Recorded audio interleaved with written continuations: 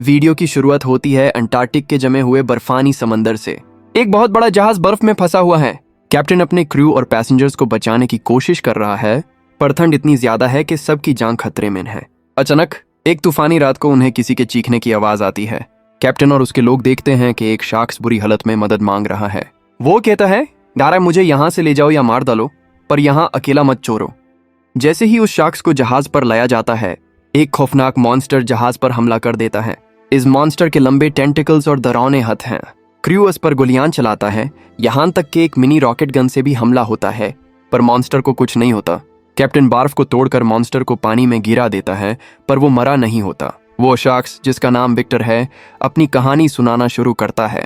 Victor बचपन से ही एक कबिल साइंटिस्ट बनना चाहता था। जब उसकी माँ की मौत हुई तो वो टूट गया और अपने साइंटिस्ट बाप से नाराज हो गया कि उनकी साइंस माँ को क्यों नहीं बचा सकी। यहीं से उसने ठान ली कि वो मौत को हरा कर रहेगा। 30 साल की उम्र में विक्टर ने बिजली, इलेक्ट्रिसिटी और इंसानी ऑर्गन्स के जरिए एक ह्यूमनॉइड, आधा इंसान को जिंदा कर दिया। जब उसने बड़े बिजनेसमैन के सामने ये तजुर्बा दिखाया तो वो डर गए।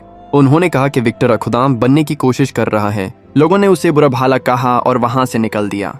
विक्टर अपने उस दुख भारे क्रीचर को वहीं तड़पते हुए छोड़कर चला गया। एक अमीर बिजनेसमैन जो खुद बीमार था और अपनी जिंदगी बढ़ाना चाहता था, विक्टर की मदद के लिए आगे आता है। वो विक्टर को एक पुरानी मैंशन कास्टल में अपनी लब बनाने का पैसा देता है। विक्टर वहां एक पूरा इंसान बनाने का काम शुरू करता है। वो जंग के मैदान से मुर्दा जिस्म, डेड बॉडीज लाता है। वो किसी की आंखें निकालता है तो किसी का नाक। इस खौफनाक प्रोसेस के बाद वो एक जिस्म तैयार करता है जिसे वो फ्रैंकेनस्टाइन का नाम देता है। इस नए इंसान को जिंदा करने के लिए बहुत ज्यादा इलेक्ट्रिसिटी चाहिए थी। विक्टर ने कैस्टल की चैट पर बड़े सिल्वर एंटेनास लगाए ताकि वो आसमानी बिजली, लाइटनिंग को कैप्चर कर सके। बिजली कड़कती है और विक्टर अपने इस मखलूक क्रीचर के दिल को मशीन से कनेक्ट कर देता है ताकि उसमें जान फूंक की जा सके। विक्टर अपने एक्सपेरिमेंट को खत्म करने वाला होता है कि वही अमीर बिजनेसमैन वहां आ जाता है। वो विक्टर से कहता है कि मौत के बाद उसे इसी तरह जिंदा किया जाए या उसकी सोल इस ह्यूमनॉइड बॉडी में डाल दी जाए। विक्टर मना कर देता है, जिस पर दोनों में झगड़ा होता है और स्कफल के दौरान बिजनेसमैन मारा जाता है। उसी वक्त आसमानी बिजली गिरती है, पर विक्टर को लगता है कि उसका तजुर्बा नाकाम हो गया क्योंकि फ्रैंकेनस्टाइन हिला भी नहीं।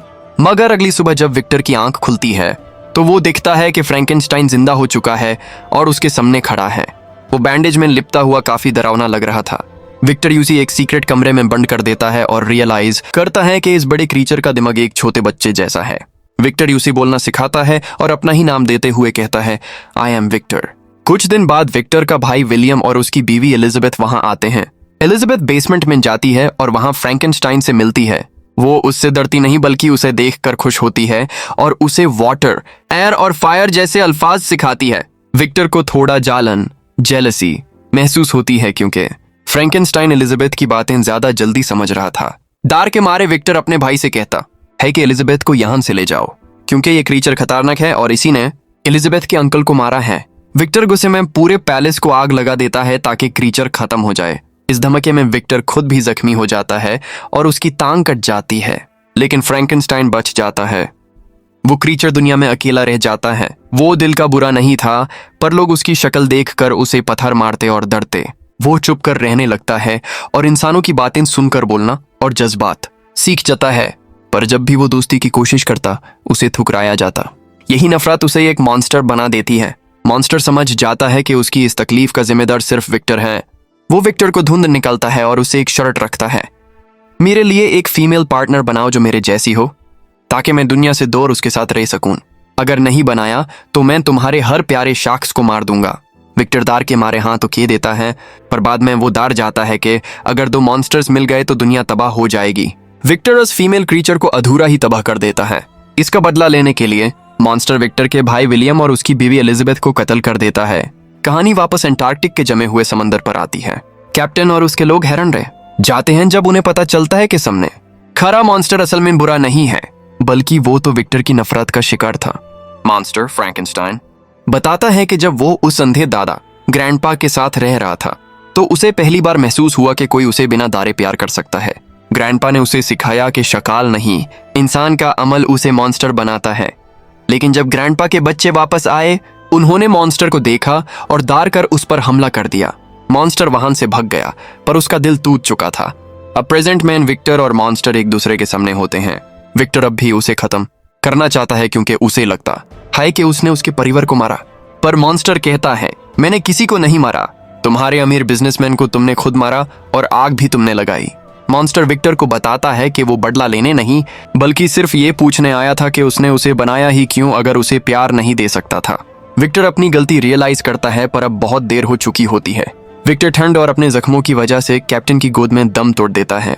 अपने बनाने वाले विक्टर को मारा हुआ देखकर मॉन्स्टर जोर जोर से रोने लगता है। वो कहता है, मेरा इस दुनिया में कोई नहीं था, सिर्फ तुम थे, अब तुम भी चले गए। वो कैप्टन से कहता है कि अब उसे इस दुनिया में रहने का कोई शौक नहीं। मॉन्स्टर उस जहाज से उतरकर दूर बर्फानी तूफान की तरफ निकाल जाता है। वो एक बहुत बड़ी बर्फ की चट्टान आइसबर्ग पर चढ़ता है और फैसला करता है कि वो खुद को हमेशा के लिए बर्फ में दफन कर लेगा ताकि दुनिया को उससे कोई खतरा ना रहे। तो दोस्तों, फ्रैंकेनस्टाइन की ये फिल्म हमें ये सबक देती है कि असली मॉन्स्टर वो नहीं जिसकी शक्ल खराब हो, बल्कि वो है जो दूसरों के जज्बात से खेले। विक्टर ने सेंस के जरिए मौत को तो हरा दिया, पर वो एक मासूम दिल की जिम्मेदारी नहीं उठा सका। दुनिया ने एक ऐसे शख्स को मॉन्स्टर बना दिया जो सिर्फ दोस्ती और थोड़ा सा प्यार चाहता था।